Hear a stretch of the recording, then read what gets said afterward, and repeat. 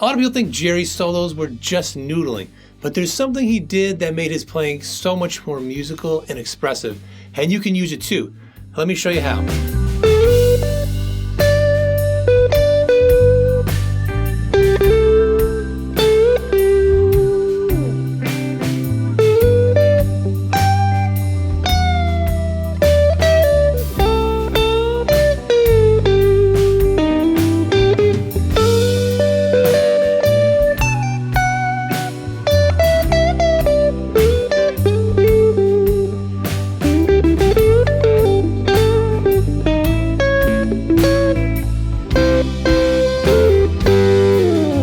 Most guitarists jump straight into scales when they solo, and it ends up sounding like wandering with no direction.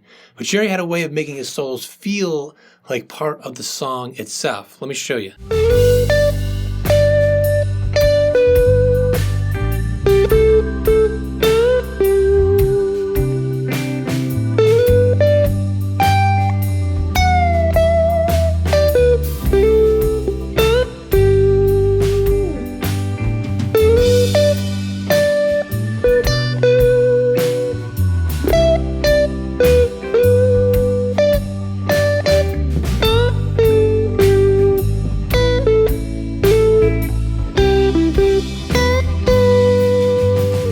Notice how that felt singable, almost like the song is still happening.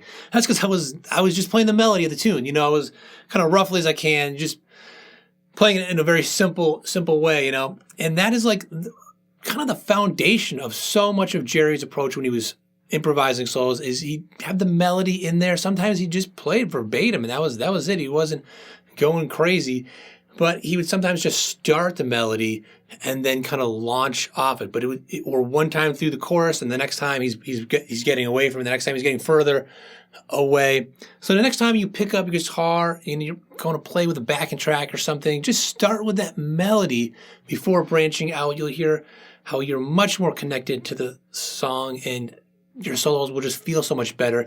And if you want something that'll help you get better at figuring out melodies by ear, check out my free mini course, Make Your Guitar Sing. I got it linked down below in the description. It's going over Don't Let Me Down by the Beatles. Such a great tune, simple melody. I show you how to figure out the melody by ear and how to shape it kind of more like, you know, Paul McCartney sings it. So it's not just, real simple kind of basic bare bones melody. Now, have you ever played a solo that felt like it didn't really fit the song, even though you were using the right scale? That's super common. Let's hear a different approach though.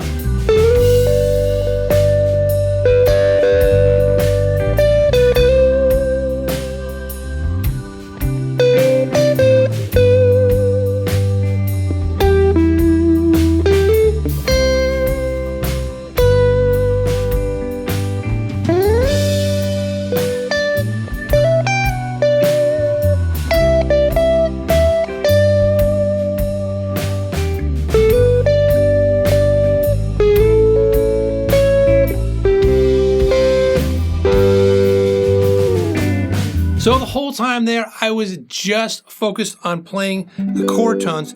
So taking the, progression, I'm playing way up here, or the whole thing I'm playing up here.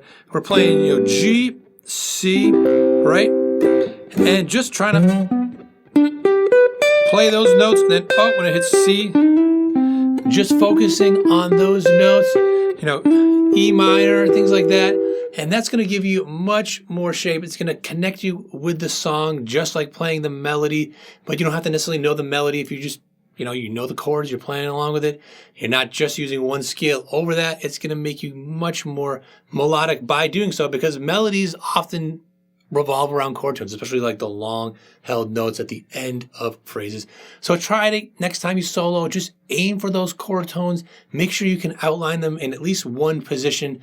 It's an instant way to sound a whole lot more musical. And Jerry always knew where the chord tones were, any progression he was playing, But even when you hit the right notes, you hit those chord tones, the solos can still sound a little stiff, like they're missing some kind of movement or especially personality. So watch what happens when I do this instead.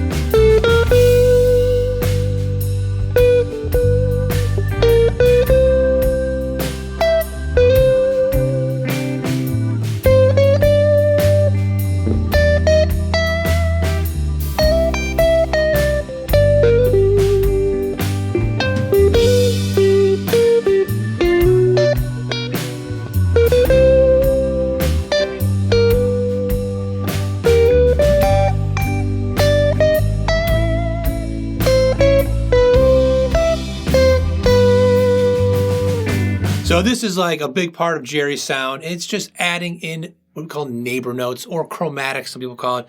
Just like the notes between things. You know, if you're going up to like this, you know, spot playing G way up here, right?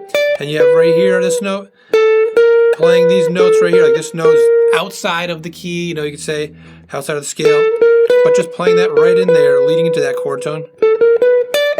This note for the C, this would be in the C chord, and just throwing in there, especially climbing up, but going down, but it often kind of works better going up, or sometimes you can kind of do both. But Jerry was constantly throwing in neighbor notes, just throwing in sometimes one note below a chord tone up to it, sometimes sliding hammer-ons, and even bending like the C, bending like that, and with his first finger in ways that people typically don't do. A lot of people just bend with their third finger, the strong one, and that's it. So another one, just try adding this to your own playing. Just, you know, taking that melody or taking the chord tones and then throwing these little neighbor notes in there, and it'll add a lot more movement, a lot more personality, and make it sound less stiff. And again, if you want to check out that course, Make Your Guitar Sing, little free mini course on how to sound more like a singer, check it out. It is down below. But the biggest mistake is treating these ideas separately. Like, you just play the melody, just do chord tones. You know, you don't want to just do that. Oh, lots of chromatics, you know, somewhere else. That's not how Jerry approached it. Check out this instead.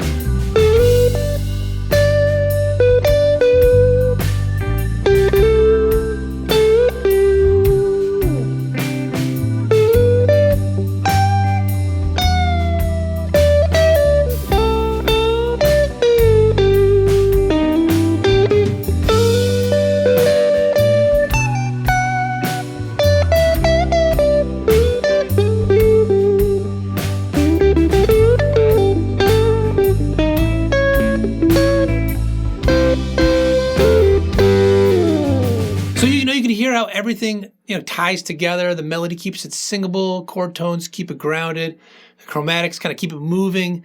You know, I was just trying to touch upon little things here and there and weave in and out, you know. So next time you're trying to improvise a solo, you know, you could try these individually, of course, at first to get used to it, but as soon as you can, try weaving in and out of them all in one solo, and you'll notice how it ends up being much more expressive and stuff. And, you know, playing that melody it's a great starting point, but it's just the starting point. You know, the real magic is how Jerry shaped those melodies into making them his own. So check out this video next, where I show you exactly how he did it and how you can apply it to your own playing and how you can do it your own way.